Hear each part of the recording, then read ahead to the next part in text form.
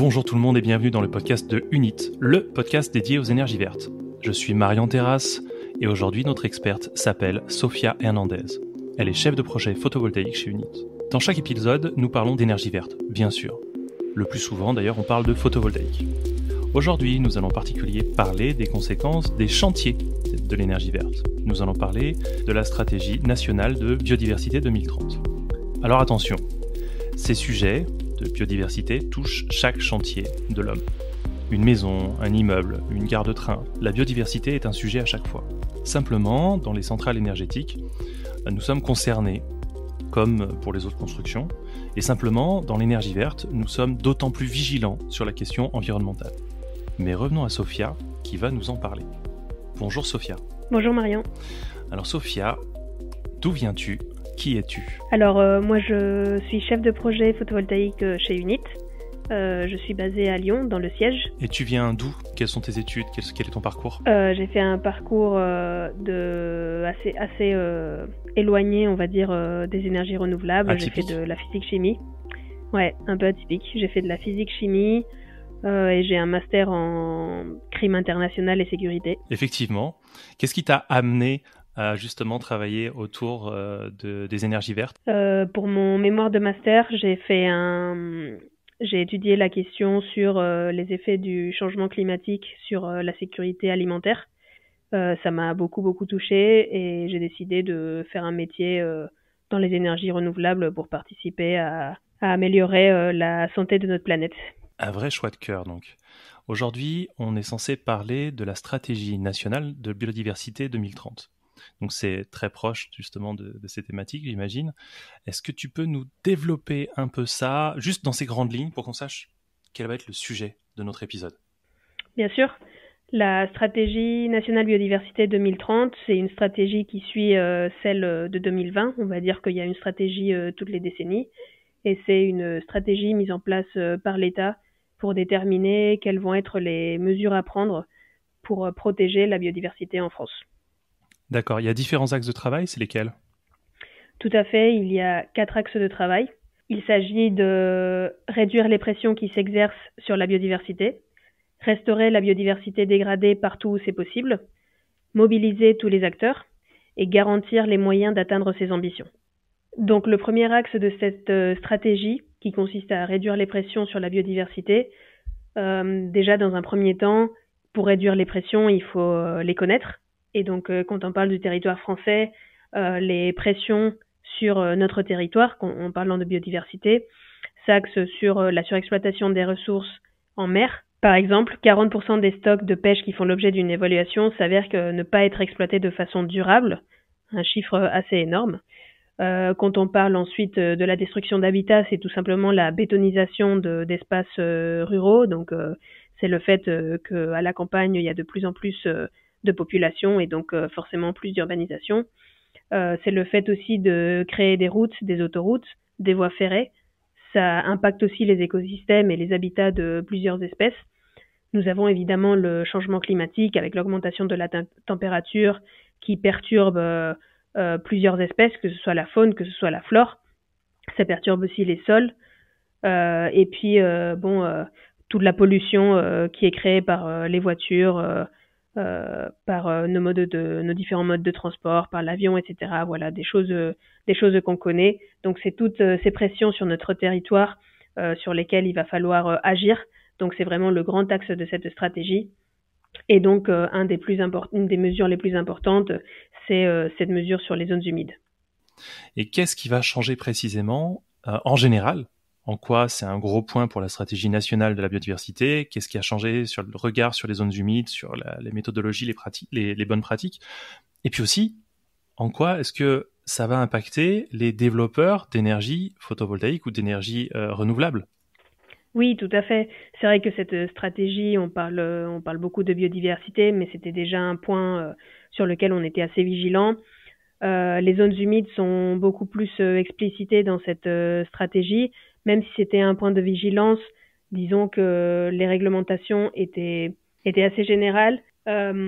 Aujourd'hui, le fait que la stratégie décrive précisément ces zones humides, qu'il y ait cette envie de créer un parc pour les préserver, Ça montre que l'État porte une vigilance particulière et que du coup, les réglementations risquent de devenir un peu plus strictes. Ce qui va changer pour nous, développeurs, c'est que il va falloir qu'on soit tout simplement à jour sur les possibles changements qu'il va y avoir, qui risquent d'être assez locaux, donc par département, pas forcément nationaux, et donc qui vont devoir nous demander une vigilance plus accrue sur comment on gère nos projets qui se retrouvent en zone humide. Est-ce qu'il y a un autre gros changement à prévoir dans la stratégie nationale? Alors oui, tout à fait, il y a d'autres gros changements, pas forcément qui vont avoir un impact sur les développeurs de projets photovoltaïques, mais je dirais que le plus gros changement de cette stratégie, c'est qu'ils ont très bien compris tout ce qui n'a pas marché sur la stratégie 2020, et je pense qu'ils vont essayer de mobiliser beaucoup plus de moyens pour vraiment atteindre les objectifs fixés d'ici 2030. Tu peux nous donner un exemple, un truc qui aurait échoué par le passé ou un nouvel angle d'attaque? Je pense que ce qui a échoué principalement, c'est tout simplement que c'était assez désorganisé. Il y avait des stratégies, il y avait une stratégie avec pas mal d'objectifs, mais les communes ou les départements, les préfectures, personne savait comment les mettre en place ou les appliquer. Personne n'avait des réponses. Il y avait vraiment un manque d'interlocuteurs. Et aujourd'hui, un des buts de la stratégie, c'est de mettre des interlocuteurs dédiés en place pour que tout le monde puisse avoir les réponses et surtout comprendre par quels moyens on va pouvoir mobiliser les acteurs et tous les outils pour répondre aux 4 axes de cette stratégie. Est-ce que tu peux nous rappeler les 4 axes? C'est très pédagogique, très rapidement. Oui, tout à fait. Donc, le premier axe, réduire les pressions qui s'exercent sur la biodiversité. Le deuxième, c'est restaurer la biodiversité dégradée partout où c'est possible. Le troisième, de mobiliser tous les acteurs. Et le quatrième, de garantir les moyens d'atteindre ces ambitions. Et nous alors, aujourd'hui, on va se focaliser sur quelle partie précisément? Alors le but de notre conversation aujourd'hui, c'est de voir comment notre travail s'intègre dans cette stratégie nationale de biodiversité, quelles pourraient être les conséquences sur notre quotidien, mais en quoi aussi notre travail est impliqué dans les mêmes objectifs. Alors vas-y, commençons. Est-ce que tu peux nous expliquer comment les projets photovoltaïques d'UNIT précisément, puisque c'est l'entreprise sur laquelle tu travailles, sont impactés par la stratégie nationale de la biodiversité? Donc si on parle du premier axe de la stratégie, donc qui consiste à réduire les pressions sur la biodiversité, il faut dire que il y a différentes mesures de cet axe du coup qui sont concernées par notre travail ou qui nous concernent en tout cas, notamment la mesure 1 et 2, donc limiter le changement d'usage des terres et des mers. Ces mesures du coup nous incitent à mobiliser des moyens pour assurer la gestion des sites protégés, éviter le chevauchement des zones de protection fortes et les zones d'accélération d'énergie renouvelable. Donc même dans la description de la mesure, on est tout à fait cité parce que les zones d'accélération des énergies renouvelables nous concernent.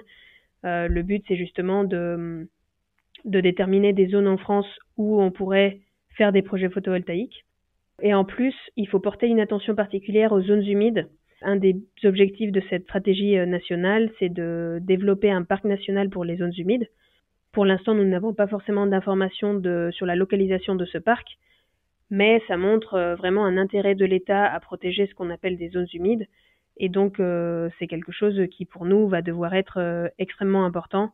Il faudra qu'on soit très vigilant sur les sites sur lesquels on développe nos projets. Il ne faudra pas impacter des zones humides ou éventuellement le moins possible. Et en pratico-pratique, quels sont les types de défis qui sont rencontrés par l'installation de nouveaux parcs solaires? Au niveau pratique, donc ça rebondit un peu sur ce que je disais. Donc, si tu veux, pour nos projets de développement de parcs, on est réglementé par certaines études, donc notamment des études d'impact environnemental. Pendant ces études, des écologues sont sur place, sur les terrains, et ils passent sur le courant d'une année complète, donc un peu pour déterminer ce qu'on observe en espèces faune, flore sur les 4 saisons. Et ils font aussi des sondages zones humides. Donc c'est eux qui vont déterminer sur quels endroits du terrain on peut s'implanter, quelles sont les espèces à protéger, est-ce qu'il y a des zones à éviter, etc. Donc ils vous donnent les zones à éviter, mais est-ce qu'ils vous donnent parfois des consignes du genre, alors vous pouvez aller là, mais en contrepartie il y aura ceci? Enfin, comment ça se passe? Tout à fait, donc ça il s'agit plus de compensation. Donc, en effet, dans un premier temps, si tu veux, comment ça marche quand on fait une étude d'impact environnemental, c'est qu'ils travaillent sur une méthode ERC, éviter, réduire, compenser. Donc, évidemment, le but principal, c'est d'éviter au maximum l'impact sur des zones protégées, des espèces protégées, etc. Lorsque cela n'est vraiment pas possible, on passe à tout ce qui est réduction. Donc, de quelle manière on peut réduire les risques ou réduire nos impacts. Et vraiment, si on est obligé de s'implanter à un endroit où l'environnement doit être préservé, à ce moment-là, on le compense.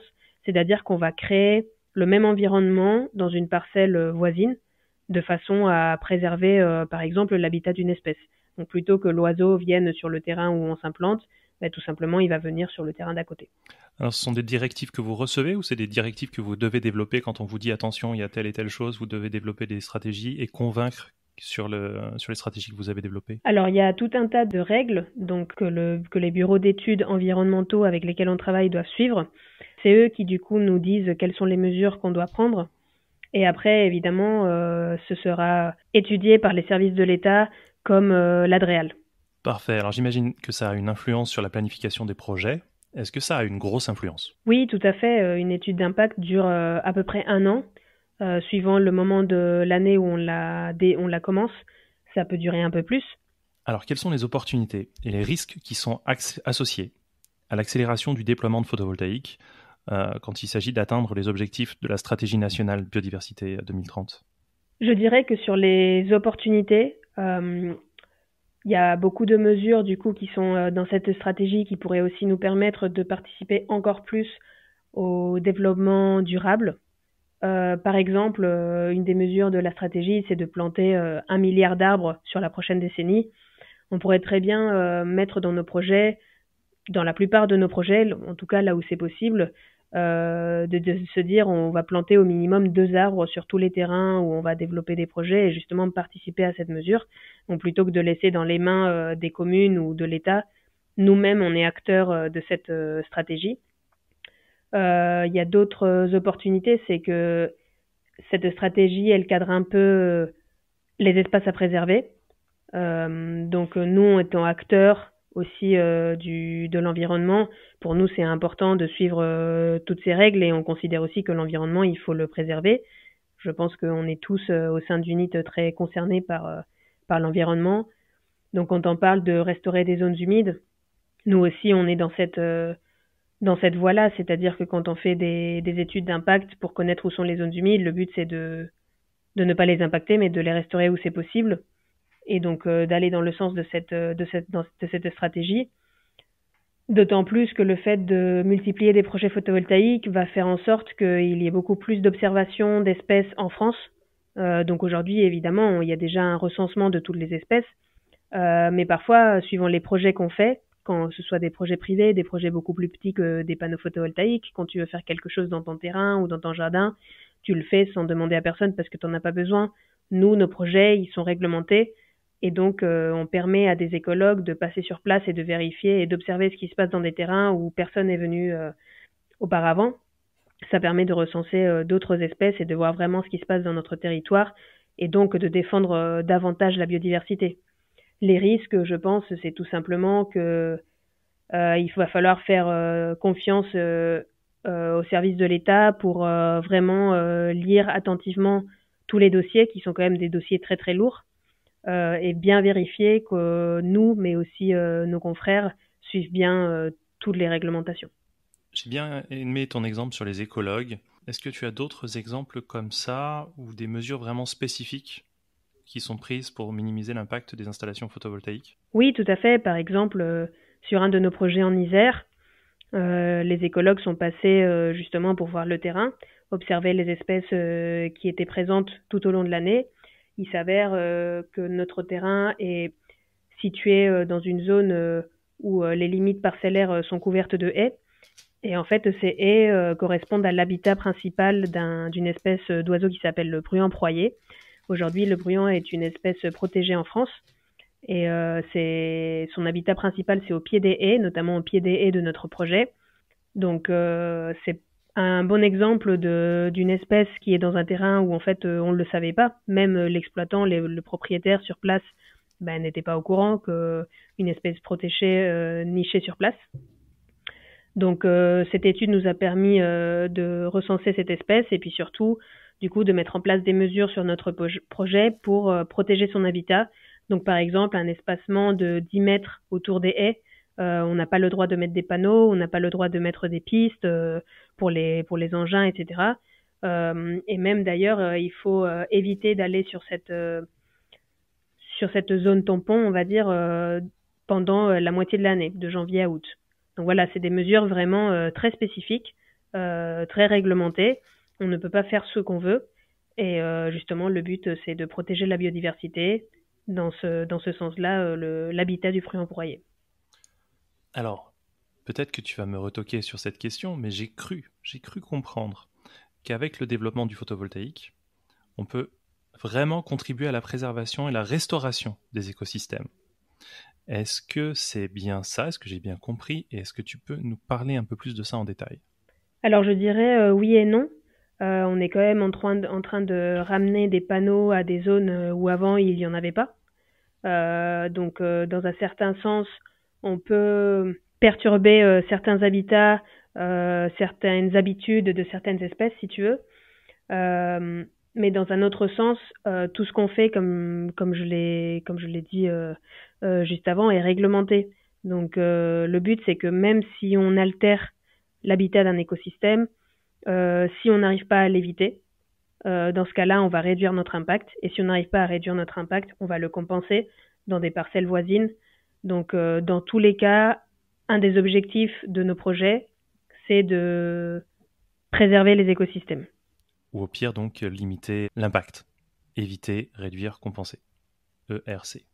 On a déjà eu des épisodes là-dessus. C'était important que je le répète, et pour ceux qui voudraient écouter, il y a d'autres épisodes par le passé qui en parlent. Alors, très rapidement, parce qu'on a déjà vu ça dans quelques épisodes jusqu'à maintenant, quel rôle les communautés locales jouent-elles dans la conciliation entre le développement photovoltaïque et la préservation de la biodiversité? Quels sont les acteurs? Comment ça se passe? Alors, je dirais que les acteurs, nous sommes tous. D'ailleurs, ça fait partie d'un des axes de la stratégie, c'est mobiliser tous les acteurs. Pourquoi nous sommes tous acteurs? Parce que la biodiversité, elle est partout. Elle est partout, elle nous entoure. Parfois, on vit même au sein de la biodiversité pour les gens qui sont le plus éloignés des villes, on va dire. Donc, les acteurs locaux, forcément, ça va commencer par les mairies. Ce sont elles qui doivent mettre en application cette stratégie au sein de leur commune. Après, forcément, c'est une espèce d'entonnoir, donc ça va de l'État jusqu'aux mairies dans les petites communes.